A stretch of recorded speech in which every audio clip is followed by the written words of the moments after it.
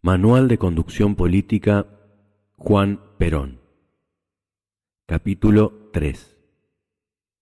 El método de la conducción. El método es indispensable.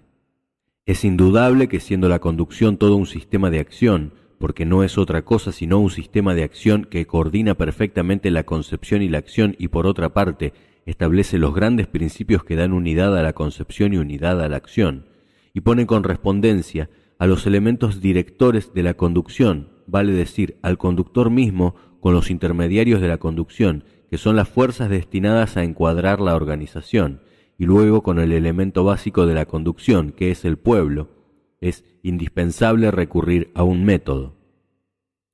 El método hace racional la conducción. El método no solamente tiene por objeto dar racionalidad a la conducción, sino también posibilitar que la conducción no pivotee sobre el conductor para las fuerzas de la conducción y las antagónicas a ella, en su juego de acción y reacción, no choquen ni accionen en forma directa sobre el conductor, sino que haya filtros intermediarios que, imbuidos de esa conducción mediante el método, puedan destruir las fuerzas de reacción de la conducción misma, en forma tal que éstas no accionen sobre el conductor, sino sobre esos filtros intermediarios, que están representados por los agentes de la conducción, es decir, los elementos directivos que, al servicio de la conducción superior, conducen las partes. Acción estratégica y acción táctica. En toda conducción es necesario distinguir dos clases de acciones. Una, de acciones que obedecen a la conducción de conjunto, la que llamaríamos en política la conducción estratégica, o sea, la conducción total, y otra que llamaríamos la conducción de las partes, es decir, la conducción táctica. En este sentido, aplicada la conducción a la política, la estrategia busca dominar a los adversarios de conjunto y la conducción táctica prepara el éxito de la conducción estratégica, dominando local y parcialmente en la lucha de las partes. Si la conducción táctica da éxito, prepara el éxito de la conducción estratégica. Esto es indispensable para establecer un método. El mismo método para ambas acciones. ¿Cuál es el método de la conducción estratégica y cuál es el método en la conducción táctica? Es exactamente el mismo método. Sobre esto poco nuevo podemos decir. Las acciones de los hombres tienen dos orígenes, uno que nace en la intuición de los hombres y otro que se afirma en el raciocinio, es decir, en la racional concepción de las cosas. El método intuitivo da una pequeña parte que en la conducción no hay que matar, pero el raciocinio da verdaderamente la base fundamental del método. Uno ve entre los grandes conductores muchas veces hombres casi analfabetos que toman resoluciones verdaderamente geniales, impulsados por la intuición que llevan en sí. La naturaleza dio a los hombres una fuerza para reemplazar la falta de una cultura avanzada que no tienen. Es razón de no haber hecho una gimnasia intelectual permanente para poner en juego su inteligencia. En cambio de ello les dio un bastón para andar, que es la intuición. Intuición y raciocinio. En la conducción es menester desarrollar al máximo el raciocinio, pero sin matar la intuición, porque a menudo el hombre no tiene tiempo de recurrir al raciocinio, y en ese caso lo salva la intuición. Si tiene tiempo, es mejor que analice su propia intuición por un método racional. En esto consiste todo el método a poner en juego en la conducción. Uno puede distinguir a lo largo de toda la historia hombres intuitivos y hombres racionalistas, y según las formas y desarrollo, la cantidad y la calidad de lo que han conducido, no podría decirse si el mayor número de éxitos está en los intuitivos o en los racionalistas. Pero yo creo que el método ideal es aquel que, sin matar el sentido intuitivo de los conductores, consigue someterlos a la comprobación racional del método, y eso es lo que, en pocas palabras, me propongo en este momento desarrollar, es decir, ¿cuál es el método de la conducción? Un arte simple y de ejecución. La conducción, hemos dicho, es un arte fácil y todo de ejecución. Así definía Napoleón la conducción y demostró ser un gran conductor tanto en lo militar como en lo político. Si es un arte simple y todo de ejecución, podríamos decir nosotros que se puede conducir sin tener un plan, vale decir que se puede conducir a base de improvisación. La improvisación no puede ser un método completo. Si sometemos esto a lo que dije primeramente, que la acción de la conducción no es unitaria, sino que se divide en dos grandes acciones, una que mira con lente planar todo el panorama sin que pierda ninguna de sus partes, y eso se llama la conducción estratégica, y la otra que mira con lente de concentración cada uno de los panoramas locales para penetrarlo profundamente y resolverlo. Nosotros vemos que la improvisación no puede ser un método completo para la realización de las acciones de la conducción, porque no se puede mirar con un lente de concentración lo mismo que con un lente planar. En otras palabras, que la acción de conjunto, que va hacia un lejano objetivo, no puede conciliarse con la lucha parcial y pequeña de la resolución de un problema inmediato y parcial. Conductores estratégicos y conductores tácticos.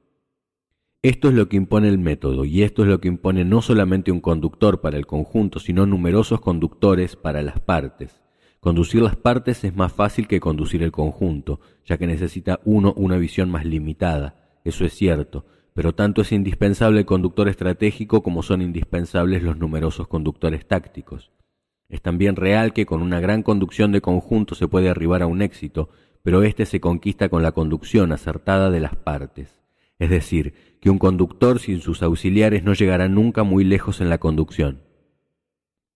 Hacer rápidamente los conductores auxiliares. Por eso la preocupación de todo el que conduce un conjunto es hacerse rápidamente de los conductores que les sirvan en la conducción parcial, que esto puede realizarse más o menos desordenadamente por un tiempo, es cierto, pero a largo plazo eso no puede llegar a ser la solución permanente. Definición del método. Señores, cuando hablamos de método de la conducción hablamos simplemente del método en general. El método no es solo para la conducción, es para todas las cosas de la vida. Desde que los antiguos se ocuparon de la metafísica y comenzaron el análisis de los métodos hasta llegar al estudio del método, que parte de Descartes hasta nuestros días, el método ha sido siempre el mismo. Vale decir, es el ejercicio de la inteligencia habituada a la síntesis y al análisis. Observación, análisis y síntesis.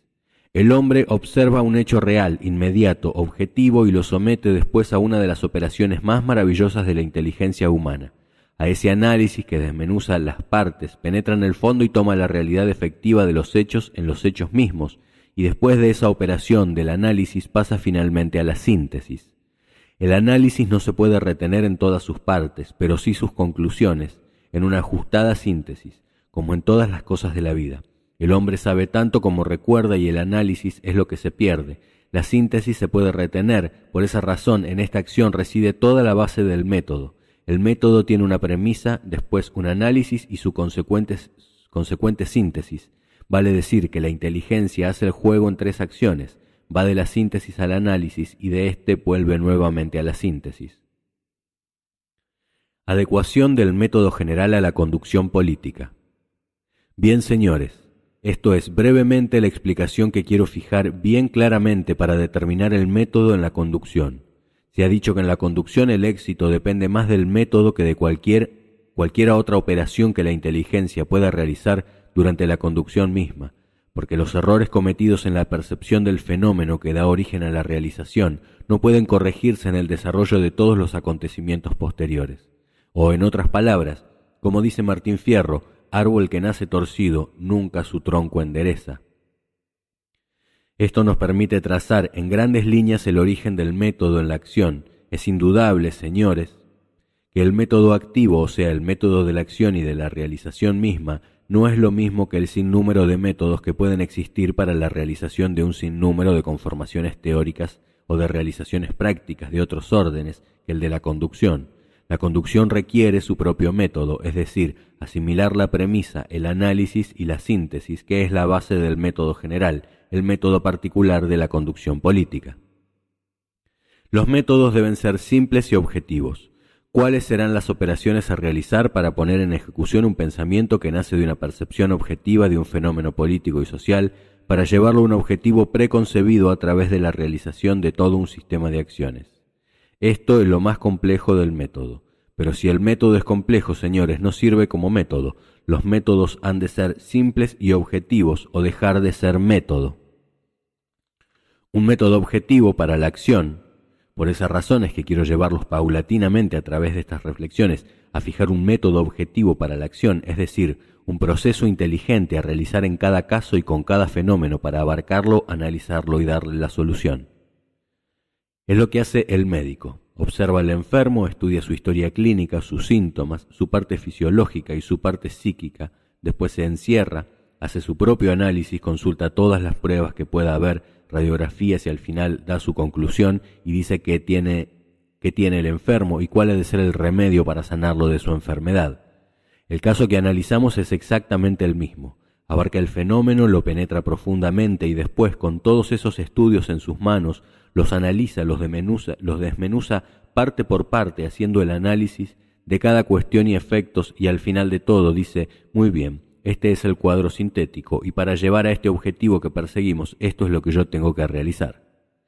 La conducción es un arte fácil y todo de ejecución, y el método que nos conduzca ha de ser también un método fácil y todo de ejecución. Situación, apreciación y resolución. ¿En qué consiste y qué es cada una de las partes del método de la acción? Primeramente en la situación, segunda la apreciación de esa situación y tercero la resolución que surge de esa apreciación, de la situación que hemos contemplado. Vale decir que de la situación y de la apreciación, o sea, del fenómeno y del análisis, fluye lo que hay que hacer. Eso fluye como una cosa natural, como un proceso lógico y sin forzar la inteligencia del que realiza esa operación. El método va de la apreciación del fenómeno a la apreciación de ese fenómeno en su conjunto, y en cada una de sus partes, de ahí surge una acción que mediante el sistema del análisis puede planificarse perfectamente. Podríamos decir que todo el método de la acción estriba en esto: conocimiento del fenómeno, o sea, de la situación, análisis del fenómeno, o sea, apreciación, y conclusión, o sea, el método de acción. Análisis de los factores favorables y desfavorables. Siendo la conducción un arte simple y todo de ejecución, al método hay que reducirlo al menor número de operaciones. Es lisa y llanamente un cálculo de posibilidades que se realiza mediante un proceso eliminativo de factores, en el cual juegan dos grandes sectores: los favorables y los desfavorables para esa acción. ¿Cómo anulo los factores desfavorables? Alrededor de todo eso gira el método de la conducción. Hay algunos que realizan operaciones complicadísimas para llegar a estos resultados. Operación libre y natural de la inteligencia. No se trata aquí, en los fenómenos humanos, de un cálculo actuarial que se puede hacer con cifras. No se puede aquí realizar un ajustado método de cálculo de posibilidades porque, desgraciadamente, todavía no hemos podido representar los factores que juegan dentro del hombre y de su alma por números, cifras o coeficientes. De manera que este análisis ha de realizarse como una operación libre y natural de la inteligencia con su acción perceptiva y objetiva y con su conclusión subjetiva del fenómeno, que cada uno lo aprecie de acuerdo con su capacidad, su erudición y su intuición, que muchas veces vale tanto como las dos juntas. El método intuitivo cuando el tiempo apremia. Cuando el tiempo apremia, el mejor método es el intuitivo. Yo he pasado más de 30 años enseñando el método racionalista para la apreciación de la situación, la resolución y los planes de acción. En ese tiempo he aprendido una cosa muy útil y es lo siguiente: que después de batallar mucho tiempo con los alumnos para enseñarles a prescindir del preconcepto en la apreciación y resolución de las cosas, no hemos conseguido todavía, los racionalistas, matar la intuición de los hombres. Y cuando se le da un problema y se le dice que haga la apreciación y que prepare un plan de acción, generalmente el hombre va con una resolución preconcebida, es decir, toma la resolución antes de apreciarla, y es el subconsciente del individuo, trabajando mediante la intuición, el que lo va llevando a esa dirección. La intuición tiene algo de divino, de extraordinario. Algunas veces cometen gravísimos errores, pero en otras salen soluciones verdaderamente geniales, porque es una fuerza que no podríamos explicar, tiene algo de divino, algo de extraordinario. Por eso he dicho que a pesar del método, el racionalismo puede ser una gran ayuda, pero va a ser mayor si uno no mata en el individuo el sentimiento natural de la intuición, que suele ser generalmente el que da la gran dirección de marcha en todas las resoluciones. Equilibrio de raciocinio e intuición. En el aspecto de la conducción, yo no quisiera influenciar a nadie en contra de su propia intuición. Yo me inclino más al racionalismo en la realización de las cosas, pero eso me han llevado el tiempo y el ejercicio. pero no quisiera matar nunca en los hombres que han de conducir algún día ese sentido extraordinario de la intuición que suele ser superior muchas veces a todos los métodos y todos los racionalismos. Un conocimiento certero de la situación. Yo he dicho muchas veces que los hombres proceden tan bien como bien informados estén. Uno de los graves errores que cometen los hombres en la conducción política es precisamente accionar sin conocer bien cuál es la situación. Equivocados en la situación se afirman las enormidades más espantosas como aquellos que dicen todo el pueblo está conmigo y muchas veces ni el ordenanza los acompaña. Desde ese grosero error en el conocimiento de la situación hasta aquel que domina toda situación pero se equivoca en 2 o 3 factores que lo influencian, existe un sinnúmero de gradaciones en el error de la percepción de la situación, pero lo que sí podemos decir es que el 90% de los errores cometidos en la conducción política de los pueblos estriba precisamente en un conocimiento imperfecto, incompleto o erróneo de la situación. Si todos los hombres conocieran perfectamente bien la situación en que actúan, los errores de la conducción se reducirían en un 90%, y eso es lógico, por lo mismo que dice Martín Fierro, que árbol que nace torcido. Si se comienza un análisis racional partiendo de un error, no se puede llegar a un acierto a través de un sinnúmero de operaciones, sino que ese error inicial va multiplicándose en cada nueva acción que se realiza para llegar a cometer errores garrafales e inexplicables a posteriori. Naturalmente, cuando los hechos con su evidencia aplastante demuestren que se ha cometido un gran error en la conducción. Los errores provienen de un conocimiento defectuoso. Muchas veces, esto lo vemos todos los días, desde la más pequeña acción política hasta la más grande, se cometen errores groseros en la conducción, inexplicables si uno no advierte la base, conocimiento imperfecto de la situación. Esto implica para el método que el punto de partida del mismo radica en el conocimiento perfecto de la situación. Entonces recurrimos a los medios de conocimiento de la situación, porque naturalmente para conocer la situación también existe un sistema, debe existir un sistema. La información debe ser personal y objetiva. La primera ayuda para el conocimiento viene de la información, por todos los medios posibles, desde el informe parcial hasta la percepción propia y visual. Es indudable, señores, que para el que conduce ninguna observación, ni el informe ni el reconocimiento por interpósitas personas, ni el conocimiento objetivo o subjetivo de otros organismos, pueden reemplazar a la propia observación personal y objetiva.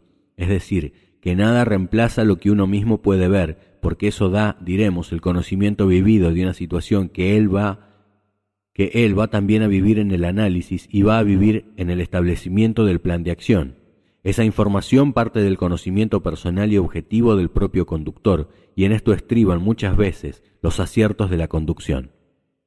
Los hombres que pueden abarcar una situación y penetrarla profundamente en poco tiempo son los que están más capacitados. Claro que en eso deben jugar más la capacidad objetiva que la capacidad subjetiva. Los estudios bases. El hombre está inclinado en sus reflexiones a errar más cuando se fía de sus meditaciones teóricas que cuando se fía de los ojos que están percibiendo la realidad misma. Por eso nada reemplaza a esa impresión personal en el conocimiento de los hechos. Sin embargo, como es difícil que un hombre pueda abarcar personalmente el inmenso panorama, con el gran número de facetas que presenta un panorama político, es necesario que recurra a lo que en este aspecto del método se llaman los estudios bases, es decir, de toda la información, de toda la percepción objetiva y de toda la percepción subjetiva que realiza el que plantea la situación. Es necesario hacer un estudio que va cristalizando en una ajustada síntesis de cada una de las series de asuntos que son decisivos en la situación, vale decir, podando los árboles y sacando las ramas, para quedarse solo con los troncos, porque si no las ramas son las que no le van a dejar ver la profundidad de la situación. La depuración del conocimiento. Ese trabajo se llama de depuración. En él se toma la noticia, se la comprueba, confirma o se descarta por errónea, donde se analiza la situación mediante el conocimiento directo o el reconocimiento que uno va a hacer. Cuando hay un problema confuso, va al lugar, conversa con la gente, con los dirigentes, para empaparse bien de la situación y de allí saca una conclusión que cristaliza en un hecho que plantea ya en la situación. El análisis de esa situación es imposible si uno no ha conseguido primeramente aclararla perfectamente. Es inútil apreciar una situación si uno no la ha penetrado y conocido profunda y sistemáticamente en todas sus partes. Vivir la situación. Sería largo enumerar todos los sistemas que han de seguirse para obtener una buena información y, en consecuencia, vivir una situación. No hablamos ya de conocer una situación, sino de vivirla. No es suficiente conocer los hechos, sino que debe asimilárselos para decir que no solo se conoce la situación, sino que se la ha vivido. Dentro del método racionalista de la acción, la apreciación de la situación es siempre previa. Cuando uno vive la situación, la tiene perfectamente bien documentada y la repasa una y mil veces. Una vez que la va estudiando, va profundizando en el conocimiento de la misma. La fija en monografías, estudios generales y parciales. Eso se llaman los estudios bases, porque allí no solamente está la noticia, sino el estudio de las noticias, no solamente la información, sino también el estudio de la información. Apreciación objetiva y subjetiva. No solamente está la apreciación objetiva que uno haya hecho, sino las conclusiones que surgen de esa apreciación objetiva. No solamente la deducción subjetiva de los hechos, sino también las consecuencias a que esos hechos pueden conducir. Vale decir, esa preparación previa para presentar el fenómeno en condiciones de ser utilizado en forma directa en el análisis. El análisis es siempre una operación complicada y cuanto más se simplifica y facilita la situación, se verá simplificada y facilitado el análisis. En conclusión, para no alargar demasiado esta exposición, que puede ser materia de todo un curso, diré solamente que en el ejército, desde hace 20 o 25 años, tenemos una escuela de informaciones que ha formado miles de alumnos que prestan servicio. El arte de la información. La información es todo un arte. Cómo captar, cómo descartar, por qué hay en la noticia, en el rumor, en todas esas cosas una acción sobre el que ha de decidir. Es necesario aislar lo que no conviene y hacer llegar solamente lo que conviene que llegue, porque de lo contrario se está induciendo al error y a la falsa apreciación. Todo esto se estudia. Por esa razón, yo digo que esto sería motivo de un curso si entrara a explicar cómo se hace para conformar una situación y para aislar un estudio base de esa situación. Quiero, sin embargo, solamente dar una idea y nada más que una idea para inducir al método. Esa situación general, como el método de la conducción, tiene dos grandes aspectos: la conducción total o la estratégica y la conducción parcial o táctica. Situación general y particular. También la situación tiene esas dos grandes divisiones, que llamaremos la situación general, que abarca las noticias que establecen la situación de conjunto, y la situación particular, que plantea los distintos casos. Una equivale a la otra en razón de su grado de dependencia, porque el conjunto es la suma de las partes. Apreciación de ambas situaciones. Claro que la suma de las partes no presupone naturalmente el conocimiento minucioso de cada una de esas partes, sino la conclusión fundamental y general de las partes, que concurren a formar el fenómeno de conjunto. Si hay una estrategia, hay una situación general, y si hay una táctica, hay una situación parcial, local o particular. Para la conformación de la situación, es necesario siempre dar o tener las noticias de la situación general, y también noticias de la situación particular. De cada una de las partes, uno utiliza la situación de conjunto para la apreciación general y utiliza las partes para la apreciación de la situación particular. Señores, la situación, siendo el punto de partida de todo el método, depende más que nada de un acopio de datos, de observación y de información. Es decir, es una tarea de los rastreadores que van buscando y trayendo todo lo útil para conformar la situación. El método para la apreciación. La segunda operación del método, que es el análisis, o sea, lo que nosotros llamaremos la apreciación de la situación, ¿en qué consiste?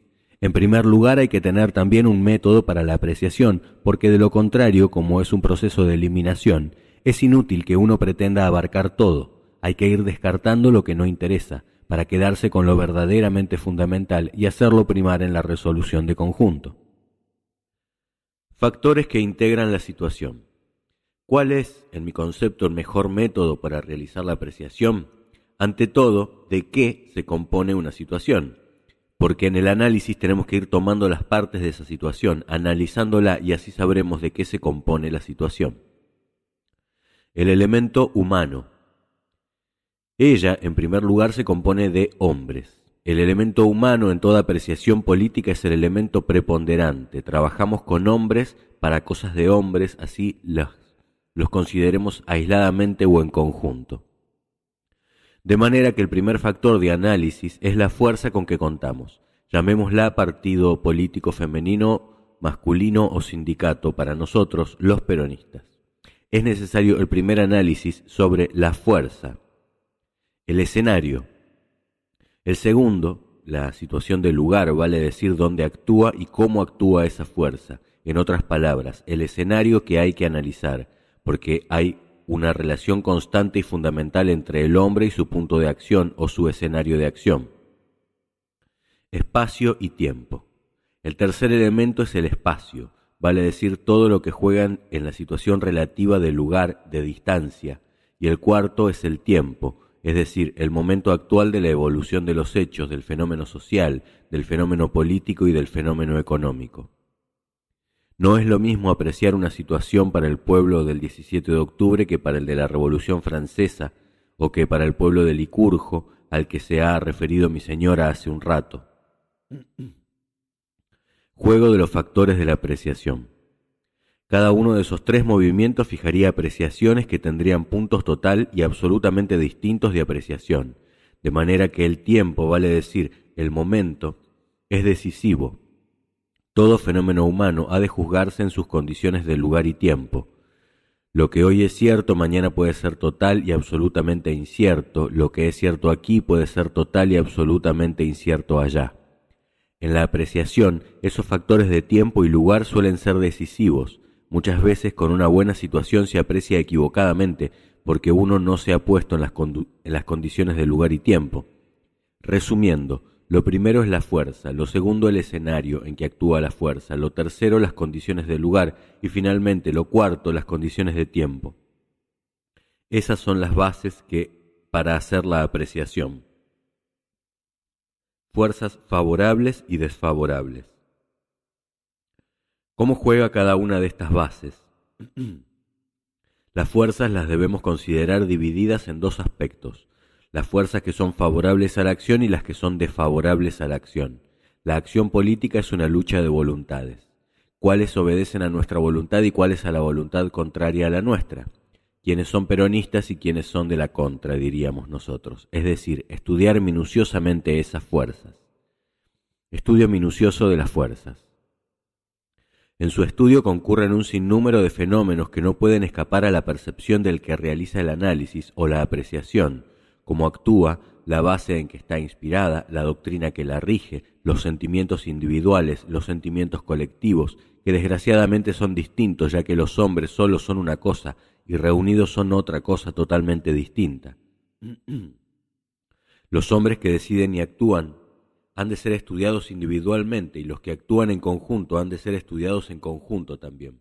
No vale para esto el involucrar a todos los hombres en una misma apreciación. Señores, yo estoy volando a 1000 metros sobre la apreciación porque quiero andar rápido, indico solamente la gran línea directriz. Cada una de estas cosas daría motivo a 8 o 10 clases para profundizarlas, pero si debo dar un curso de 3 meses, no puedo dedicar a cada una de estas cosas el tiempo necesario. Solo deseo dar un curso de información, no un curso formativo, porque si quisiera ser formativo alcanzaría a dar solamente 3 puntos de los que figuran en el programa. Yo quiero en cambio explicar todos los puntos y dar siquiera una información general. El análisis debe tener un objetivo preciso. En el análisis de las fuerzas propias y de las fuerzas contrarias estriba el 50% de la importancia de la apreciación juzgada en el lugar, en las condiciones de tiempo y de espacio necesarias. Todo ese análisis ha de realizarse preponderantemente con sentido objetivo. No se puede analizar todo el conjunto y desde todo punto de vista, sino que se debe analizar con una finalidad para ser efectivo. Si uno quiere analizar sin finalidades, anda dando vueltas en el aire, y esto hay que hacerlo teniendo los pies afirmados en la tierra. Quiere decir que todo ha de ser analizado objetivamente, con un objetivo, con una finalidad. Se sacan las conclusiones por eliminación. Realizada esa apreciación de la fuerza, descartando lo desagradable y aprovechando lo utilizable, uno va armando conclusiones por eliminación. Se trata de aislar perfectamente en los fenómenos humanos y en los hechos cuáles son los factores opuestos y cuáles los factores favorables para aprovechar. Más minucioso es el análisis, mayor será el número de condiciones desfavorables neutralizadas y mayor el número de condiciones favorables aprovechadas. Con eso hecho minuciosamente, en las condiciones de escenario en que se actúa, del lugar en que se realiza y del tiempo en que se efectúa, se procede a apreciar la situación. La situación peronista del 17 de octubre de 1945. Por ejemplo, para apreciar la situación peronista del 17 de octubre de 1945 para acá, no hay que apreciarla en 1920 o en 1930. Lo primero que hay que tener para apreciar es el criterio de actualidad, porque algunos aprecian un fenómeno político de hoy con la mentalidad de hace 20 años. Esos se equivocan porque el fenómeno ha cambiado total y absolutamente. Conclusiones básicas para la acción. Si yo hiciese una exposición racional y metódica de este sistema, me llevaría días, pero creo que con esto conformo una idea general, que es lo que quiero ofrecer a ustedes en el tiempo de que dispongo. De esta situación perfectamente conocida y de esa apreciación perfecta y minuciosamente realizada, surgen las conclusiones básicas para la acción. Es allí donde uno realiza la resolución. Esto es muy importante de decir y de mencionar, porque he observado a lo largo de toda mi vida que el 80% de los hombres no saben lo que quieren, y en los políticos más del 80%. Premisa fundamental: saber lo que se quiere. Cada hombre debe hacerse antes de la acción una pregunta: ¿qué quiero? ¿A dónde voy? ¿Qué es lo que busco?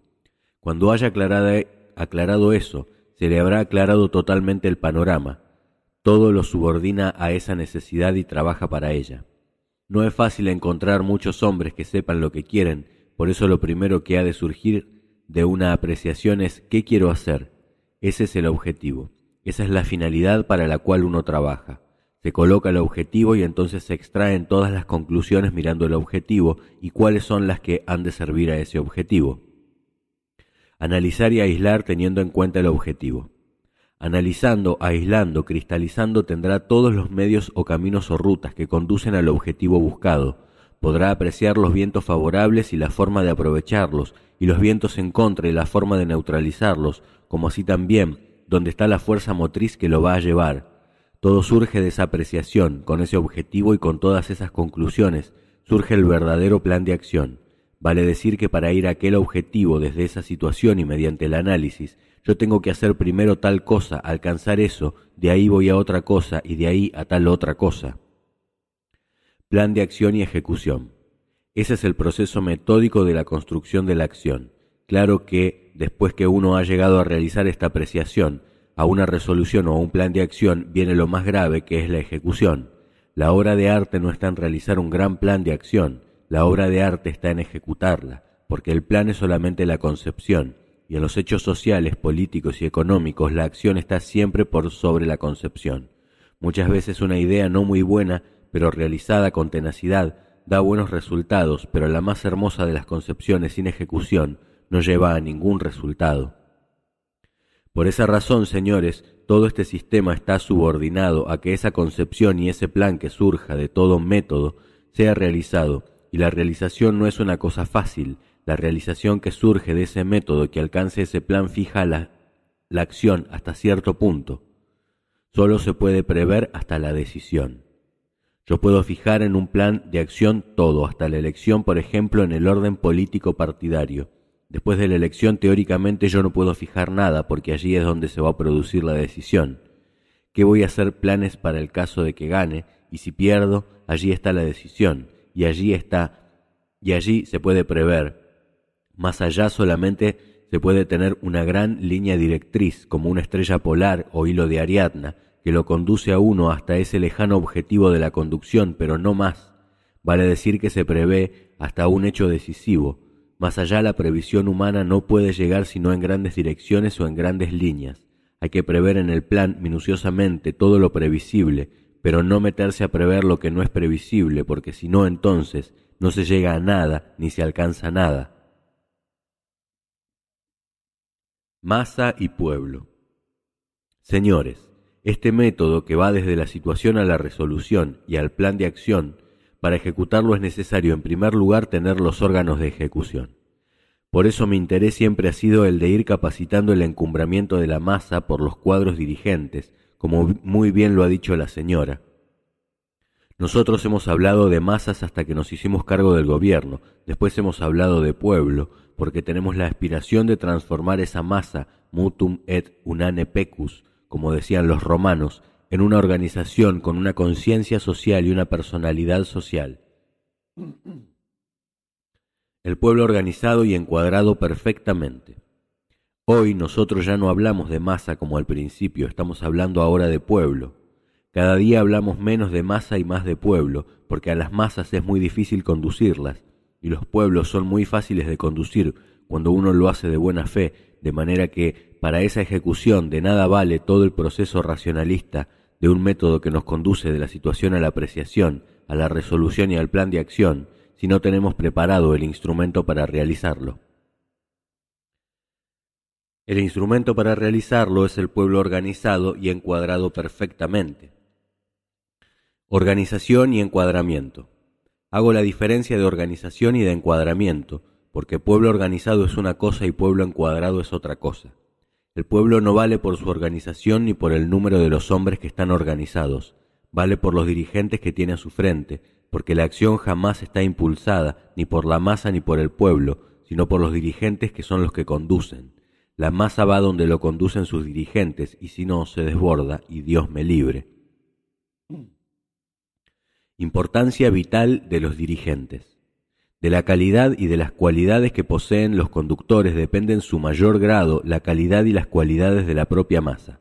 Por eso nuestro interés justicialista al tratar de formar los cuadros para el encuadramiento de esa masa, convertir mediante ese proceso orgánico y de encuadramiento esa masa en pueblo es fundamental. Nosotros queremos que cada uno de esos pequeños conductores que encuadran esa inmensa cantidad de pueblo, con todas sus organizaciones de carácter económico, político y social, representen una garantía en la conducción de las partes, porque así solamente podrá obtenerse una garantía en la conducción del conjunto.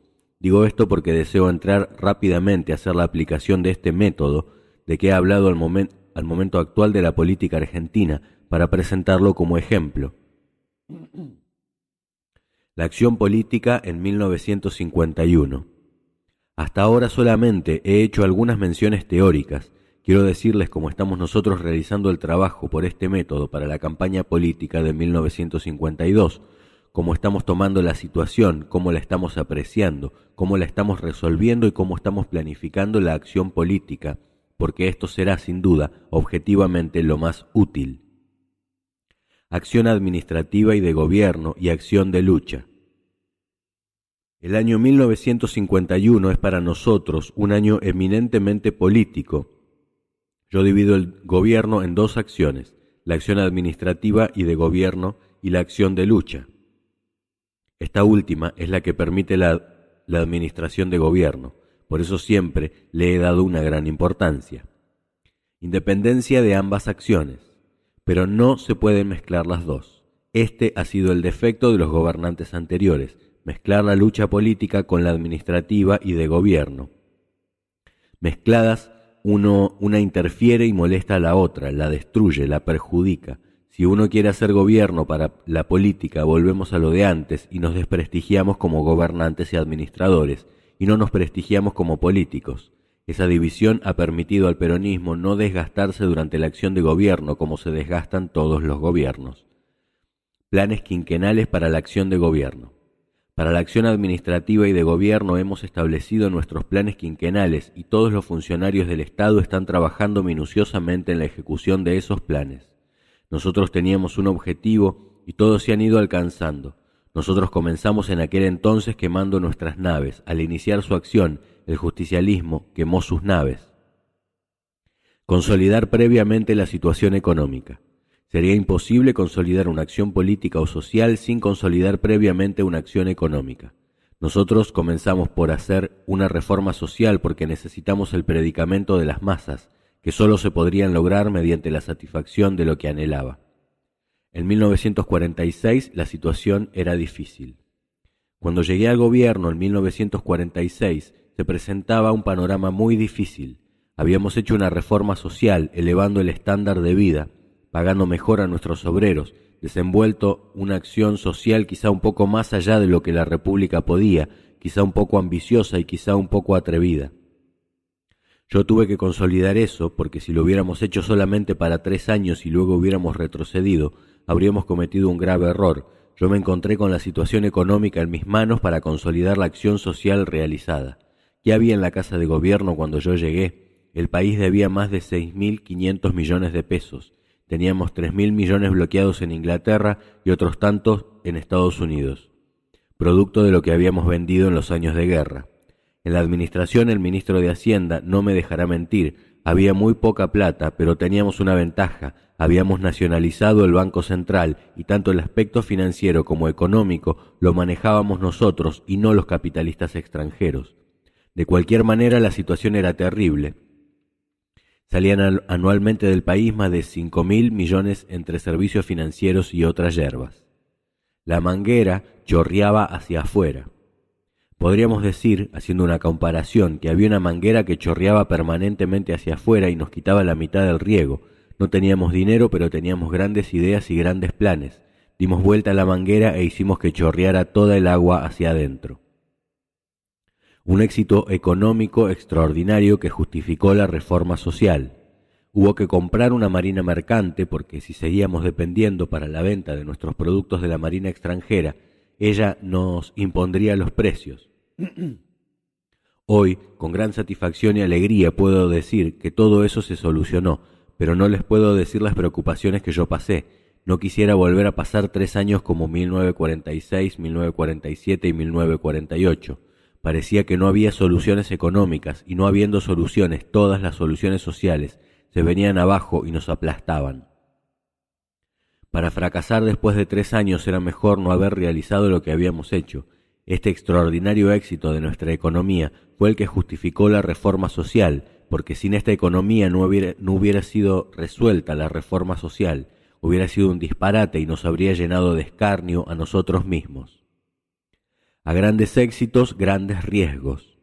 Mediante buenos negocios, mediante buenas ventas, nosotros arreglamos la situación que muy pocos hombres juzgaban posible, pero que nosotros, jugándonos el todo por el todo, la hicimos realidad. Y esa es otra condición de la conducción. El que quiere conducir con gran éxito tiene que exponerse, el que quiere solamente éxitos mediocres es suficiente con que no se exponga nunca, y si no quiere fracasar ni cometer nunca ningún error, lo mejor es que nunca haga nada. En estos momentos nosotros estamos magníficamente bien, no hay problemas. El mundo para pagar la guerra desvalorizó la moneda, nosotros para pagar nuestras reformas desvalorizamos la nuestra, pero con eso nosotros no pagamos la guerra. Soluciones para cada momento. Hemos maniobrado, como podremos decir algún día, quizá hoy sea prematuro, no por sistemas o por métodos, sino por resoluciones, es decir, con soluciones para cada momento. Cuando el mundo está en un caos tan espantoso como el caos económico y financiero del mundo actual, no hay sistema que resista, no hay método que sea eficaz, solamente hay soluciones. Vistos los casos concretos, solucionar caso concreto por caso concreto. Suspensión del patrón oro. Es la única manera de asegurar el éxito, y eso es lo que hemos hecho nosotros en la conducción dinámica y objetiva, como solución para cada uno de los grandes problemas que se presentaron, pero sin ceñirnos jamás a un método. Cuando abandonamos el patrón oro o suspendimos el patrón oro, ¿no dijo todo el mundo que éramos unos animales? Naturalmente que nosotros sabíamos que no lo éramos. ¿Qué pasaba en ese momento? Estados Unidos se preparaba para revaluar su oro aumentando el 20%, es decir, haciéndonos pagar una parte de la guerra anterior con el 20% de nuestro peso. En ese momento cortamos el cordón umbilical que nos ataba al oro y dijimos, el peso es un servicio público para la República Argentina, porque de lo contrario ese 20% se lo hubieran llevado ellos, y nosotros preferimos gastar aquí ese 20% para pagar los platos rotos que habíamos hecho acá, de manera que hicimos eso y mucho más. Todo ese oro lo cambiamos por barcos y hoy esos barcos han traído casi 4 veces el oro que costaron. El negocio de la marina mercante. Costaron $1,5 millones, hoy valen $4 millones y nos resultan gratis porque ellos se han pagado a sí mismos. Vale decir que se han pagado, valen 4 veces más de lo que costaron, han traído 4 veces el oro que costaron y todos los años nos traen millones de pesos en divisas, que antes iban al exterior cuando teníamos que pagar a los ingleses. Los buenos negocios. Ustedes comprenden que como esa clase de negocios hemos hecho muchos, y no les hablo del negocio que hicimos con la compra de los ferrocarriles y las demás cosas que compramos, no solo las pagamos, sino que ganamos plata. Esos negocios son los que han compuesto la economía del Estado. Es inútil pensar que nosotros con reglas o sistemas vamos a arreglar algo. La riqueza se arregla con negocios, tanto entre los hombres como entre las naciones. El que hace malos negocios se hunde y el que los hace buenos se enriquece. Si con los hombres pasa así, ¿por qué no ha de pasar lo mismo con las naciones? La economía y las finanzas de una nación son las de un hombre amplificadas, nada más que eso. No hay diferencia entre lo que representa la economía individual y las finanzas individuales y lo que representan las colectivas, solamente se agrandan. La base de todo consiste en que no hay que olvidarse que para enriquecerse hay que hacer negocios, con honradez pero negocios. Para el Estado yo pienso así. Yo por el Estado, por el país, hago cualquier cosa. ¿Cómo no va a sacrificar cualquier cosa un hombre por su patria? Situación actual. No hay problemas económicos. Quiero llevar a los señores al primer planteo de la situación actual. No tenemos problemas económicos porque todos han sido ya resueltos. Nosotros hemos proyectado la economía de la nación para 50 años. No hemos pensado solamente para este momento. Esa manguera que chorreaba para afuera y hoy echa el agua para adentro está cada vez más gruesa. Mediante lo que hemos ido asegurando, podemos afirmar que la situación de florecimiento económico de este momento será mejor cada día que pase, de manera que no tenemos ninguna inquietud y podemos darnos el lujo de aumentar los sueldos y hacer muchas otras cosas porque tenemos los medios para hacerlas. En esto también trabajamos inteligentemente, resolviendo las situaciones.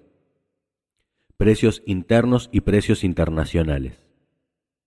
Va un cuento muy al caso. Los otros días vino alguien a decirme, vea, la carne está muy cara. Le contesté, ¿cuánto está valiendo la carne? Vea, en el mercado está a 1,50 y 1,75 el kilo vivo, lo que representa 2,50 el kilo. Le pregunté, ¿qué le parece a usted? Y me contestó, hay que bajar el precio, ponerle un tope para que no suba más, porque si no la gente no podrá comer más carne. Le dije, ¿qué le parece si subimos los salarios en lugar de bajar el precio de la carne? Y agregó, ¿y la inflación? Se establece una carrera y uno no puede saber dónde para. Entonces le manifesté, ¿no cree usted que hoy nos defendemos con la carne? ¿No se da cuenta de que si bajo el precio de la carne aquí los ingleses me lo bajan allá? Prefiero pagar salarios más altos aunque se desvalorice el peso, pero a los de afuera les cobro 2,50. Es decir, que hay gente que todavía no sabe que la economía interna es una y la internacional es otra, y que la ganancia la tenemos que sacar de la economía internacional para vivir bien, cualquiera sea el método que empleemos. No nos importa con tal de sacar el beneficio, no vamos a cobrar menos a los de afuera por el estúpido prurito de decir que bajamos los precios. Hay que bajarlos pero inteligentemente para que no se conviertan en un factor de pobreza en lugar de lo que nosotros deseamos, que es una economía de abundancia. Ya somos duchos en esto, hemos aprendido todas las triquiñuelas. En economía un poco se aprende en los libros, pero en la vida se aprende muchísimo más. El valor del dinero. En esto fueron maestros los capitalistas. Ellos le decían al pueblo, vea el valor del peso, con este peso se puede comprar una casa, pero no le decían cuándo iban a poder tener un peso. Lo corrían toda la vida y no lo alcanzaban nunca. El valor de la moneda no es el valor relacionado con el oro que se fija en Wall Street, sino el poder adquisitivo en el país donde se utiliza y el poder de acceso que el pueblo tiene a esa moneda. Le he preguntado a un norteamericano y se lo pregunto a todos, si con $1 en Nueva York se hace lo mismo que con un peso en Buenos Aires. ¡Qué esperanza! Un bife cuesta $10 en Nueva York, o sea 150 pesos. Nosotros con ese dinero casi compramos una vaca. El problema político tampoco es problema. Yo analizo y veo la situación con hechos realistas y conocimientos profundos de los factores que juegan en todo este complejo problema que es la economía, lo social y lo político. Nosotros no tenemos problema económico y como consecuencia de eso no tenemos problema social. Si el porvenir de la economía es ascendente y si procedemos justicialistamente, lo social seguirá una curva paralela a lo económico. No permitiremos que alguien se quede con el santo y la limosna, sino que se reparta equitativamente, de acuerdo con el esfuerzo de cada uno. Si eso sucede, nosotros no tenemos nada que pedir. El problema económico y el social están resueltos definitivamente. El problema económico y social son preocupaciones para el gobierno. En cuanto al problema político, no tengo ninguna preocupación. Cuando votaban los hombres ganábamos, y ahora que votan las mujeres vamos a robar. Dios me libre cuando voten los pibes. Ganar las elecciones en forma aplastante. Nuestro movimiento proyectado en el porvenir no puede tener inquietudes políticas, sociales ni económicas. Partiendo de esa situación debemos analizarla. Como en 1951 es un año político, a base de esa rápida enunciación de la situación general de la República, yo puedo hacer una apreciación de conjunto, pero sería insuficiente decir que en el campo político cualquier solución y establecer cualquier plan solamente en base a una apreciación general. Nosotros no solamente debemos estar decididos a ganar unas elecciones, sino a ganarlas en formas aplastantes, para demostrar, señores, que hemos hecho un buen gobierno, porque es inútil que sepamos que hemos hecho un buen gobierno. Quien debe decirlo es el pueblo, y éste lo dirá con votos. Eso es fundamental para nosotros. Ese será, diremos, el desideratum de nuestra acción, la comprobación de haber cumplido con nuestro deber, si el pueblo dice por medio de las urnas que está conforme con nuestro gobierno, que le gusta y quiere repetirlo.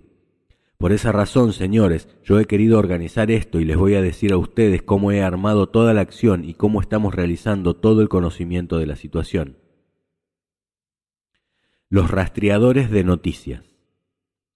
Estamos realizando la apreciación y llegaremos a tomar una resolución y establecer un plan de acción para el año 1951 hasta las elecciones. En primer lugar, esto no se puede improvisar. He debido organizar junto a mí un cuartel general de acción, donde he llamado a hombres especializados en planes para aislar perfectamente bien toda la situación, formando un Estado Mayor para armar perfectamente toda la situación, no solo general, sino particular, y no solo particular de cada provincia, sino de cada departamento y de cada localidad. Para establecer esa situación con la mayor perfección y justeza posible, estamos hace 4 o 5 meses trabajando con miles de rastreadores de noticias, que van a los pueblos a ver por qué Juan Pérez pelea con José González, a pesar de ser los dos peronistas, por qué el caudillo X bombardea a tal otro, por qué este señor de aquí está luchando con este, por qué algún peronista manda a los peronistas a votar por el gobernador del partido peronista y por los diputados del partido radical, por qué sucede cada una de esas cosas en cada pueblo y en cada lugar. Una información fehaciente y completa. Tenemos nosotros el acopio de una información absolutamente fehaciente y completa por hombres que han vivido en el lugar el tiempo necesario para traer todas esas noticias que vienen por nuestro servicio de información, por las delegaciones de todos los sindicatos, por las delegaciones del Partido Peronista y el Consejo Superior, por control del Estado, por 20 fuentes distintas de información. Cuando coinciden 10 o 12 fuentes es difícil que no sea como se dice. Cuando hay contradicción en las noticias recibidas, se aparta y dice, dudoso, a comprobarlo. Situación general y particular. Por eso, cuando analizamos un problema, lo hacemos con un profundo conocimiento del hecho y con una información copiosa de cada uno de los lugares que analizamos. Así que vamos con esa acción a conformar una situación general, que la conocemos bien porque la vivimos hace 7 años, y a conformar una situación particular, la más conocida y minuciosa posible, de cada una de las provincias, de cada uno de los territorios, de cada uno de los departamentos, de cada una de las localidades. ¿Por qué? Porque la conducción es así. Sin esa información es imposible conducir. Resolución y plan de acción. Bien, una vez realizado ese trabajo, nosotros hacemos una apreciación de la situación de acuerdo con esa información. Hecha esa apreciación, tomamos una resolución y hacemos un plan de acción.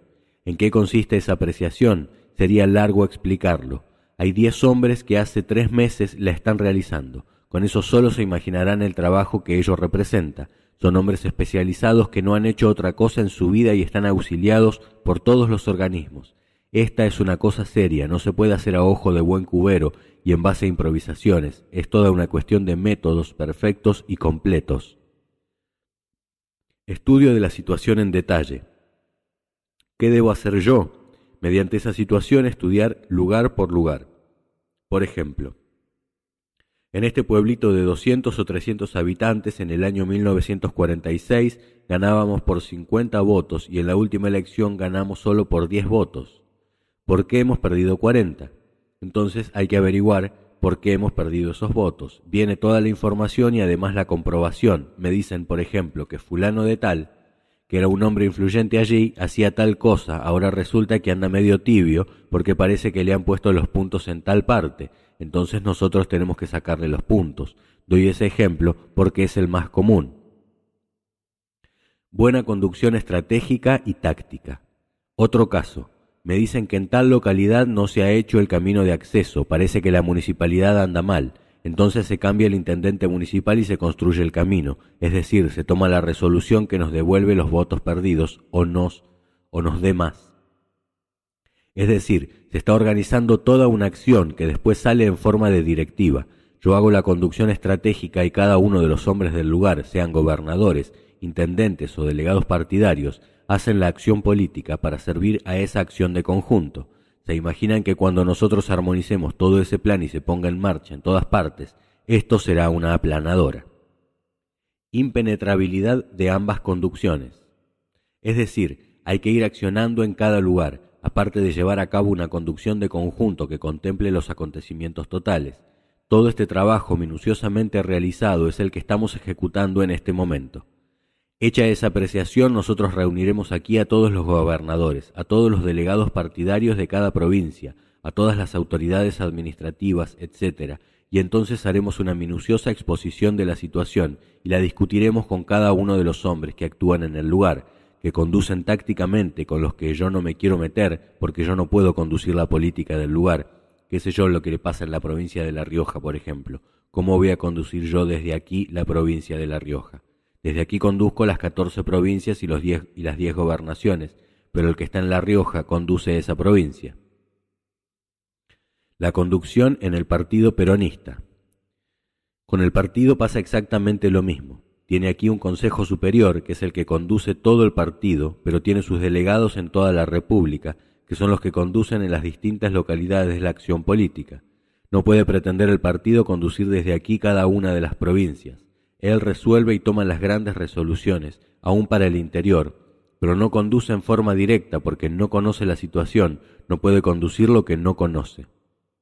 El mejor amigo es el que aconseja. Todo este análisis que hacemos aquí es la autocrítica a nuestra propia obra política y de gobierno.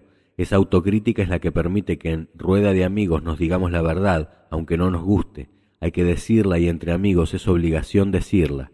La verdadera colaboración no es alabar siempre, sino señalar los errores, hablando un lenguaje claro de realidad, de verdad y de amistad. El verdadero amigo es el que aconseja, y si es el enemigo el que habla mal, es mejor que esté cerca. Es necesaria la autocrítica entre peronistas. Decía Alejandro, cuando uno de ellos se iba a ir enojado, tú te quedas aquí, prefiero que me critiques donde me conozcan y sepan que lo que dices no es cierto a que me vengas a criticar donde no me conocen. Aquí pasa lo mismo, si son dos compañeros que se pelean entre ellos es mejor que se critiquen de cerca. Se trata de pasiones que es inútil pretender quitarlas a los hombres, porque sería desvirtuarlos.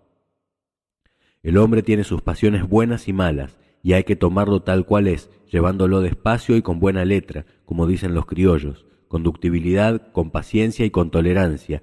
Entre nosotros, compañeros de una misión común, con una doctrina común, no nos podemos ocultar la verdad. La verdadera colaboración está en decirle al amigo, esto está mal. Esa autocrítica es la que nosotros debemos propugnar.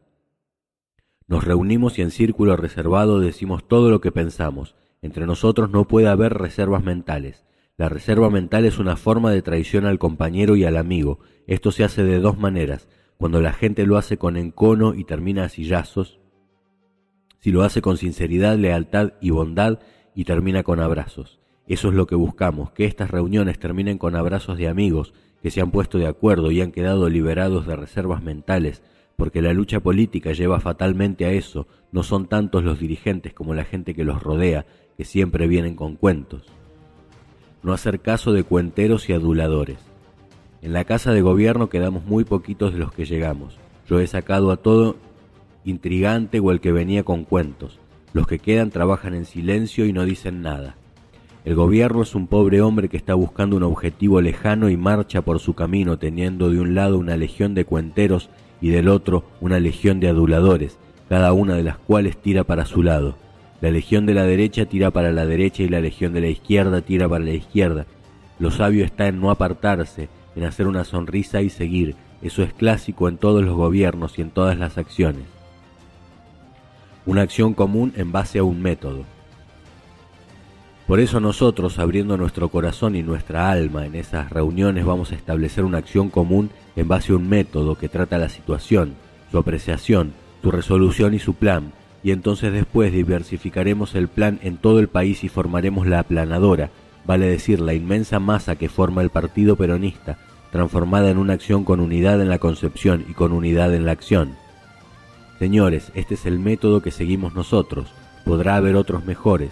No me aparto, pero tengamos como método un método simple, un método objetivo, un método que podamos estabilizar dentro de nuestra organización y un método que con el ejercicio podamos llevarlo a su más alto grado de perfectibilidad cada día más. 4 condiciones fundamentales de nuestro método. 4 son las condiciones fundamentales para todos los métodos. Primero, que sea simple, porque si es complicado no se cumple bien. Segundo, que sea objetivo, que vaya a una finalidad y que sepa lo que quiere. Tercero, que se lo pueda utilizar permanentemente, que tenga estabilidad en la acción. Y cuarto, que sea perfectible, que en cada momento lo podamos perfeccionar. Esas son las 4 condiciones básicas de toda organización de métodos como de sistemas. Es la base de toda la acción, simple, objetiva, estable y perfecta. Si cumplimos esas 4 condiciones, nuestro método, por simple que sea, por primario que parezca, será efectivo. Si no lo cumplimos, por ampuloso, por grande y por científico que sea, nos llevará al fracaso. En esto no hay que olvidarse de la sentencia napoleónica, que es una de las cosas más sabias que he oído atribuir a Napoleón. Preguntado por qué él siempre vencía a los generales austríacos, se limitó a decir: los generales austríacos saben demasiadas cosas. En esto, como decía también Martín Fierro, el kit del hombre no está en aprender muchas cosas, sino en aprender cosas buenas.